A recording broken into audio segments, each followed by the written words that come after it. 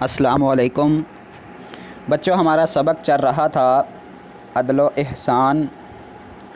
تو اس کے 3 سوال ہم پڑھ چکے تھے۔ سوال نمبر 4 آج پڑھیں گے۔ تو سوال نمبر 4 ہے، خالی جگہ پر کریں۔ اس میں الف جز پہ ہے، عدل سے مراد ہے کہ کسی ڈیش کو 2 برابر حصوں میں بانٹ دیا جائے۔ تو یہاں پہ لفظ بوجھ آئے گا، جیسا کہ آپ اس کو پیج نمبر 32 پہ پڑھ چکے ہو۔ میں نشان لگا دیتا ہوں آپ کو۔ تو یہ یہاں پر پہلی ہی لائن میں لفظ بوجھ لکھا ہوا ہے۔ تو کسی بوجھ کو 2 برابر حصوں میں، تو یہ پہلی جگہ میں لفظ بوجھ آئے گا۔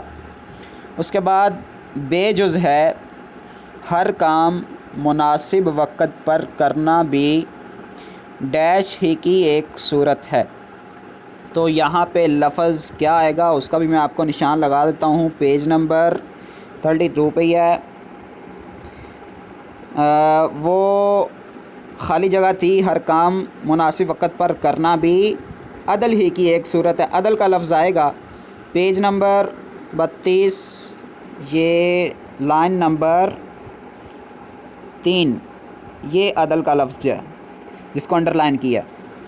اس کے بعد جیم جز ہے، کسی چیز کو ڈیش مقام پر رکھنا بھی عدل ہے۔ تو یہ بھی پیج نمبر 32 پہ یعنی کہ 32 پہ کسی چیز کو موضوع مقام پر، موضوع کا لفظ آئے گا، یہ میں نے اس کو انڈر لائن کر دیا۔ اس کے بعد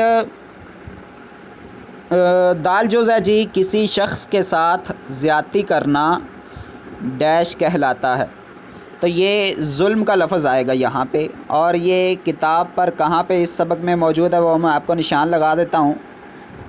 آپ اگر یہاں سے، جس کو میں انڈر لائن کر رہا ہوں، اور یہاں تک اس کو ریڈ کریں گے تو یہ آپ کو سمجھ آ جائے گی کہ یہاں پر لفظ ظلم آنا ہے۔ جب آپ جس کو میں نے انڈر لائن کیا اس کو پڑھو گے تو آپ کو سمجھ آ جائے گی کہ لفظ ظلم وہاں پہ آئے گا۔